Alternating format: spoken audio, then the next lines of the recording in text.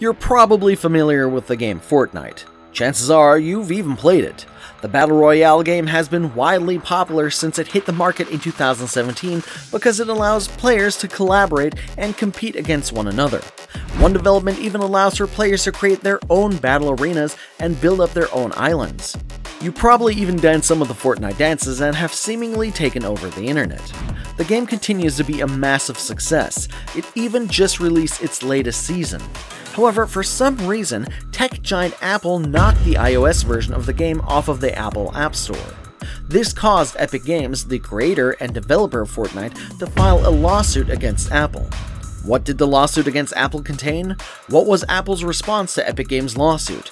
And what will happen moving forward? That's exactly what we're going to be tackling in today's video, so sit back, relax, as we talk about Epic's lawsuit against Apple. This is New Technology Today, bringing you the hottest tech innovations straight to your screens. So sit back, relax, and enjoy the video. And of course, subscribe to my channel and click that notification bell to keep yourself up to date. First, let's take a brief look at the history of Epic Games. The video game and software developer is based in Cary, North Carolina. It was founded in 1991 by Tim Sweeney, and it was originally named Potomac Computer Systems. After Sweeney released his first commercial video game, ZZT, he renamed the company Epic Mega Games. Mark Rain, the company's vice president, came into the picture in 1992. By 1999, the company moved their headquarters to Cary, North Carolina, and shortened Epic Mega Games to Epic Games. The company is known for developing the Unreal Engine, a game engine that powers the video games that the company developed, namely Fortnite, Gears of War, and the Infinity Blade series. As of August 2020, the company has a valuation of roughly $17.3 billion. And you probably already know about Apple, the makers of the iPod, the iPhone, MacBooks, and all sorts of other Apple products popular on the market today. One of Apple's most popular products is its App Store. The App Store was developed and is maintained by Apple. It allows people on iOS systems to access and use particular applications. It was opened on the 10th of July in 2008, and it initially just had 500 applications available across the site. As of 2020, the App Store has about a whopping 1.8 million apps. The tech giant claims to have paid over $155 billion to various app developers to make their apps available on the App Store, but it has also received much criticism.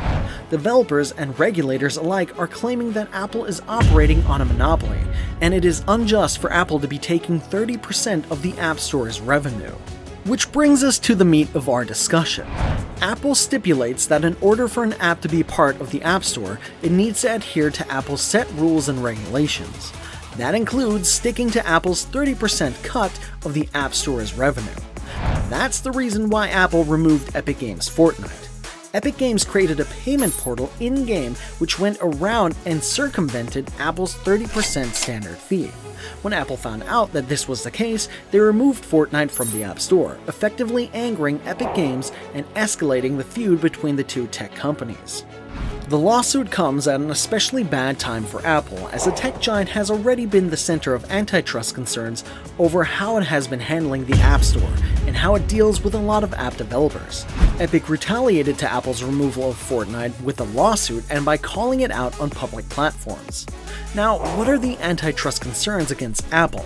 Well, back in June, the European Union called in 2 antitrust investigations into Apple. This came amid the United States' ongoing antitrust investigation into big tech. These allegations mostly have to do with the App Store and Apple's payment portal, Apple Pay. The App Store's policies are precisely what Epic Games is complaining against.